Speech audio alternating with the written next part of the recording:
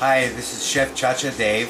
Today I'm making Osso Bucco with crepe noodles with a Gremolata sauce.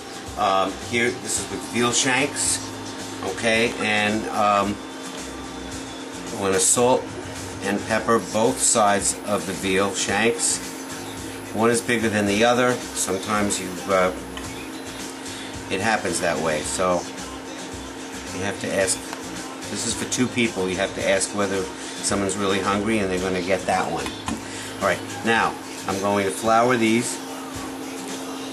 Okay, get the edges as well. This is going to give a little crispness on the outside of it. These are braised. After I saute them in the pan, then they're going to go in the oven. Okay, so now we have that. I'm going to put a little olive oil in the pan, which has been heated. Okay, and a little bit of butter with it. Okay, that's got to melt. As soon as the butter bubbles like that, it's ready for the meat to go in. You want to try to keep it around so it doesn't burn. Okay, and then the meat is going to be dropped right in here. Okay, now this has to saute for about 5 minutes. Okay, now we're back, and these are nicely browned. Okay, we're going to take them out of the pot, set them on the side. Okay, now on this, I put a little bit more olive oil in here, just a little bit, not too much. Alright, and then I'm going to start with the vegetables. I'm going to put the onions in here, same pot. Carrots, these have all been shredded because this is going to be a sauce. And it's almost like a stew. That gets stirred around. You just want them to become translucent. Every time I make this Osso Bucco, many years ago, I played in an orchestra and we did Where's Charlie, which is a musical, a Broadway musical. And there was a song in that called Pernambuco. So that was a place, I think, Pernambuco. Could have been Brazil, I'm not sure where it was. But the fact is that Osso Bucco reminds me of that word. Isn't that interesting? Not. Okay, now this is getting nice and translucent. Okay, now on top of this now, I'm going to add the celery, okay, the garlic. Stir that around a little bit. Get the flavors in together. Okay, tomatoes. These are canned tomatoes, which were plum tomatoes. I chopped them in pieces. Okay. Then a lot of times the orange peels go in here. I'm going to use orange juice. Okay, we have to bring that back up to a simmer. Next thing I'm going to put in is zest of lime and lemon peel. Okay, goes in there. And at this point I'm going to put in a little salt and pepper. I'll probably put some more in after. A little bit of fresh parsley. Alright, now this is going to simmer, I would say for about 5 minutes. Okay, now this is nice and soft. The sweetness of the onions have come out from the saute with the tomatoes, carrots, garlic. I'm going to now put the meat back in on top, like that. Push it right down inside. And any of the juice on the platter, you want to put that right back in there. Now at this point, we put in chicken stock. Okay, I'm going to even put some more in because we want the meat to be covered. And I'm going to push it down. Just covered. It shouldn't be too much. Okay, that's perfect. Alright, now a little bit of flour in here so that when this is in the oven, it'll thicken up. And there won't be lumps, you'll see, because it's just a little light dusting.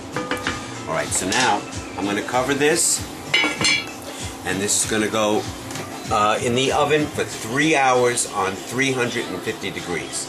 Okay, now I've taken this out of the oven, alright, and it's real hot, and the meat is tender. I've checked it. And I'm going to plate this up, and the noodles that we're going to have with this are made out of crepes. Now this is usually how a crepe is made. It's round, all right, but I wanted to make noodles for this, and the crepe is very pliable, okay, and you could, I don't know, I'm a crepe. It's like a piece of rubber actually if it's made well, okay. So we're going to get rid of this.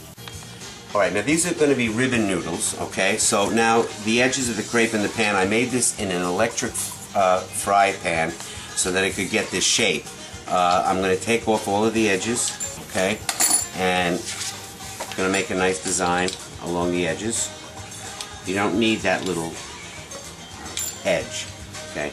So now I'm going to cut noodles, and I'm making them about 3/4 of an inch, maybe an inch. Like pasta, it's going to have a different texture. You take them, you pull them out like this, and they just into little curls. So instead of serving polenta with this, which is cornmeal, this is it has an airy feel to it when you eat this. So there we have our noodles. They look great. Now I'm going to plate this up. Okay, I'm just going to plate up one, and this is beautiful, and it's very tender. It falls apart. It should fall off the bone.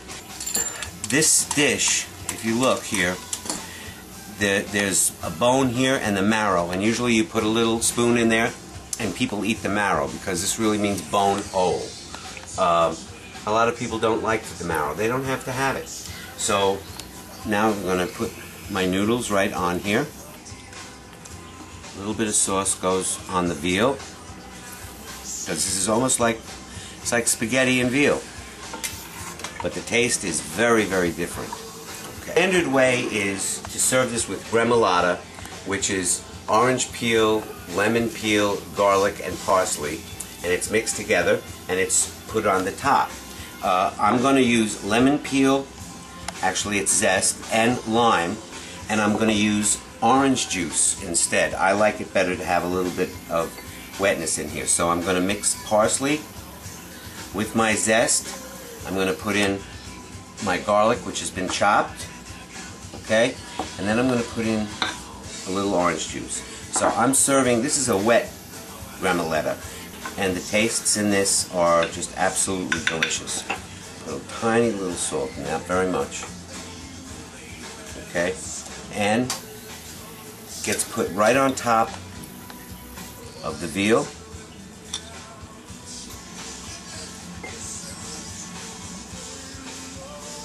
This looks fantastic. Now, if you're having guests and they're vegetarians, okay, you could serve them just the crepe ribbon noodles. Now, I've been saying crepe. It's really crepe. You say crepe and I say crepe. There's a song by George Gershwin that goes like that. You say tomato, you say tomato. Most people say crepes here in this country, but it really is crepe. As in, oh, crepe.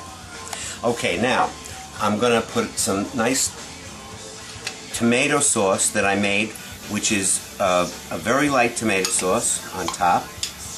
Right, put a little parm on here. Alright, that'll really make them think they're eating spaghetti. But believe me, this doesn't taste like spaghetti. It's absolutely terrific. Tiny little bit of salt, a little bit of pepper, and I'm going to put a little parsley on here for you. Okay? Now, this is absolutely wonderful. Let me clean that off. So here you have it. Okay? You have Osso Bucco with crepe ribbon noodles. Alright, with a gremolata on the top. And this is just the ribbon noodles, and these things are fantastic. This, you can even eat the pieces that were left over. They're very good. They're very tasty. There's a little bit of salt in this. I'm going to make some other crepes. You can do anything with crepes. You can fill them like ravioli. You can make rollatini with them. And they're easy to make. So give this a try. And I'll see you again.